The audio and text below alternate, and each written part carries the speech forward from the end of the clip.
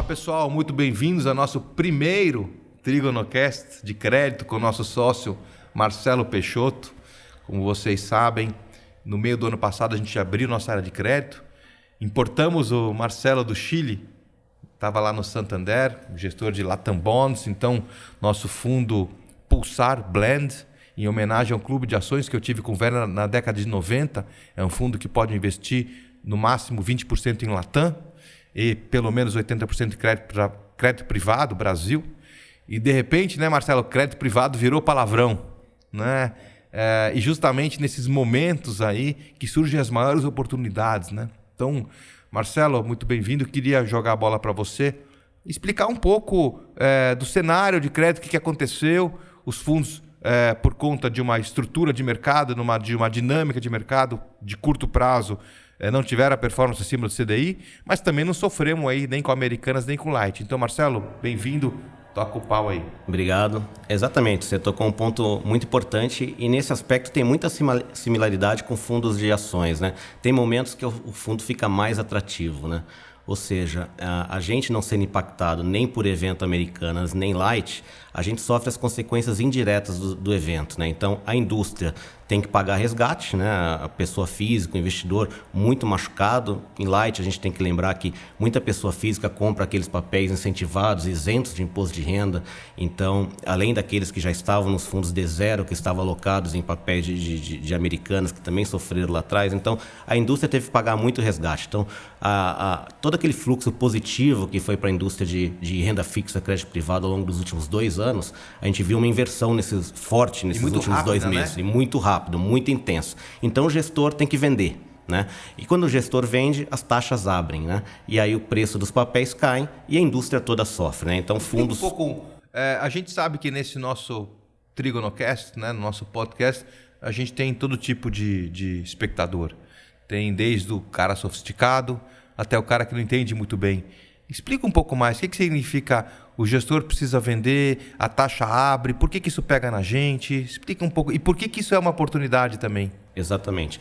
Então, você imagina que um gestor de crédito ele faz um trabalho diligente, né, ao selecionar os créditos, né, que vai comprar uma carteira diversificada, né? Então, o produto de crédito privado, por natureza, ele é um produto diversificado. Então, a gente tem ali no fundo 40, 50 nomes, né?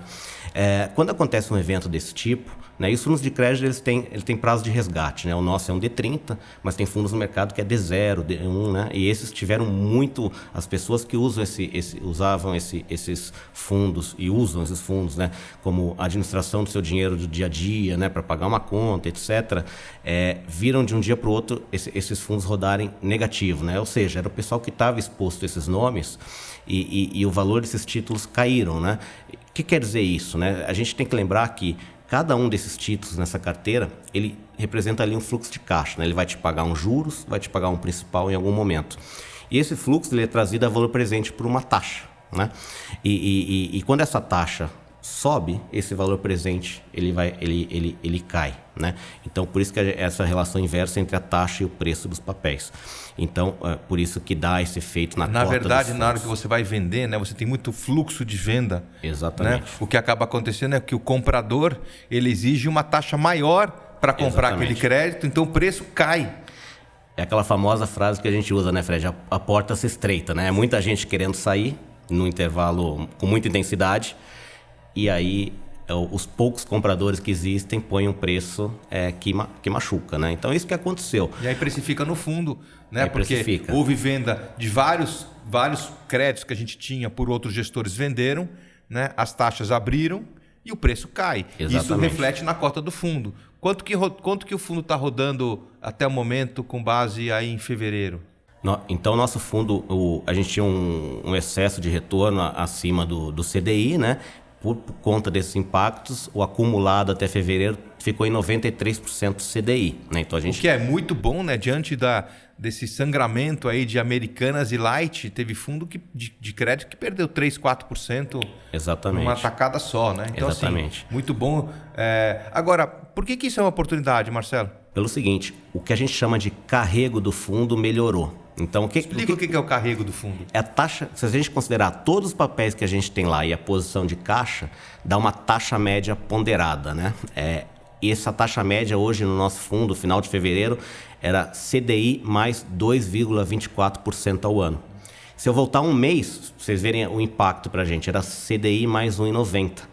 Então, olha que interessante, a gente, quando aconteceu esses eventos de Americanos e Light, a gente tinha 25% de liquidez no fundo, de caixa.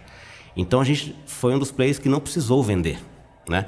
Então, um evento como esse, onde tinha poucos compradores, nós conseguimos comprar papéis muito interessantes, créditos muito bons, com taxas muito convidativas, né? Ou seja, preços muito baixos. Muito baixos, né? Então a gente melhorou a diversificação do fundo e colocou mais prêmio no fundo. Então, por isso que eu carrego essa taxa média do nosso fundo, parte de um CDI mais 1,90 um mês antes, para um CDI mais 2,24 agora. E esse carrego pode melhorar ainda mais, porque assim que a gente tem aplicação no fundo de crédito, você consegue comprar papéis hoje que estão pagando uma taxa muito melhor e vai melhorar esse carrego para frente. Perfeito. Porque em algum momento os resgates nos outros fundos, eles terminam. Exatamente. E aí quando terminar o resgate, a força de venda, o preço estabiliza. E esse é o ponto. E por isso que a gente faz essa analogia. É o pior momento para alguém sair de um fundo de crédito, porque o fundo está ainda mais interessante. Então, quem escolheu bem seu gestor, confia, entende que o trabalho está sendo feito com seriedade, diligência, as análises bem feitas, bem monitoradas, que o ambiente que a gente está vivendo requer isso, né? Juros altos, a gente sabe que machuca o fluxo de caixa das empresas, né? Então a gente tem que escolher muito bem os créditos e tem mais prêmio, né? Então o mercado se acomoda num patamar de prêmio mais interessante, então fica mais atrativo. E, Marcelo, para a gente terminar aqui o nosso podcast, né, a gente sabe que o fundo de crédito, nosso fundo, né, ele pode colocar até 20% em Latam Bonds. Então, eu queria que você comentasse 2 aspectos sobre isso. Primeiro, que você mostra muito nas suas apresentações as oportunidades que tem de você comprar bons créditos lá fora, a mesma empresa, com o mesmo duration, pagando muito mais lá fora do que aqui. Lembrando que nossas posições offshore, né, as posições Latam, são todas redeadas. Então a gente não corre o risco cambial. Comenta um pouco então do caso da Unigel, do caso da Movida, essas diferenças de taxa. E a segunda pergunta que eu queria te fazer é que a gente sabe que até o momento a gente não fez nenhuma posição lá fora. Principalmente pelo motivo do tamanho do fundo.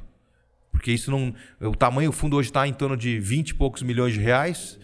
A gente precisa crescer para que a gente consiga operar Latam de forma competitiva, né? O que, por um lado, foi muito bom, porque houve também, né, abertura de taxa lá fora durante o segundo semestre inteiro do ano passado. Então, também faz com que o momento atual seja muito propício para que a gente receba novos aportes e possa, né, te dar a oportunidade de comprar esses papéis lá fora a preços extremamente atrativos. Exatamente, você tocou um ponto excelente.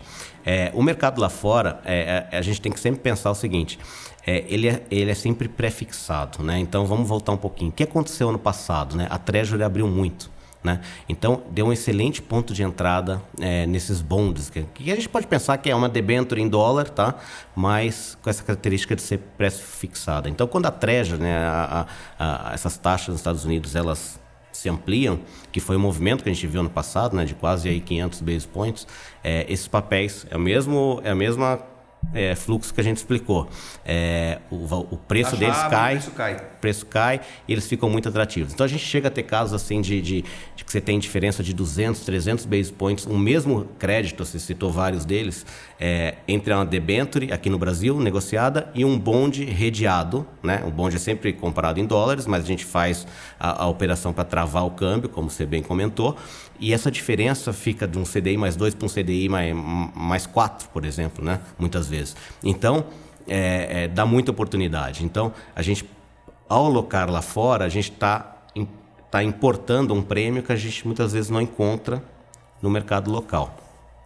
Claro que vai depender de nomes no México, na Colômbia, exatamente, em outros países da América Latina. E com rates melhores que o do Brasil. Então, é um mercado que abriu principalmente nos graus de investimento, né? O nosso país é um país que tem rate soberano duplo B-, então a gente acessa, além de diversificar geograficamente, a gente acessa níveis de risco que a gente não encontra no mercado brasileiro, né? E tem essa possibilidade de investir em excelentes bancos e empresas de outros países da América Latina. Em relação ao tamanho, também é um bom ponto, né? Crédito é um produto que tem que fazer diversificado, né? Então, com 20 milhões de reais, a gente tem que crescer um pouco mais o fundo, justamente para fazer uma carteira diversificada desses bonds, né? Que vão ter nomes brasileiros, mexicanos, colombianos, chilenos e peruanos, basicamente, né? Então, nesses países, basicamente, que a gente vai atuar sempre em bancos e empresas.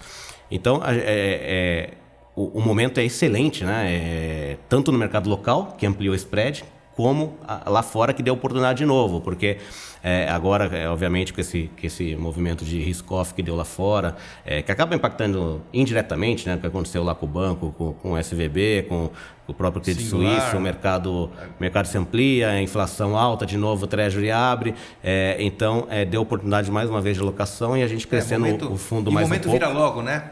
Porque Exatamente. É interessante assim para o leigo, né? Na hora que uma empresa emite um título, ela emite a 100. O preço é sempre o que a gente chama de par, 100. Porque você compra aquele preço e ela te garante esse retorno. Vamos supor, daqui a 5 anos ela vai te devolver 100. E vamos supor que esse título te pague 5% ao ano. Então você vai receber 5% ao ano. No final do vencimento do papel, ele te devolve 100. Aí existe o mercado secundário.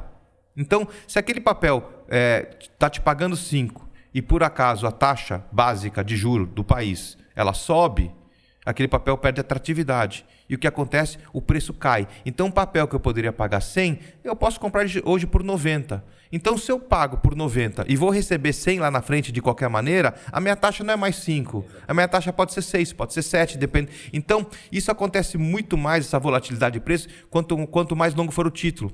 Às vezes, a turma aqui compra papel de 30 anos, de 20 anos.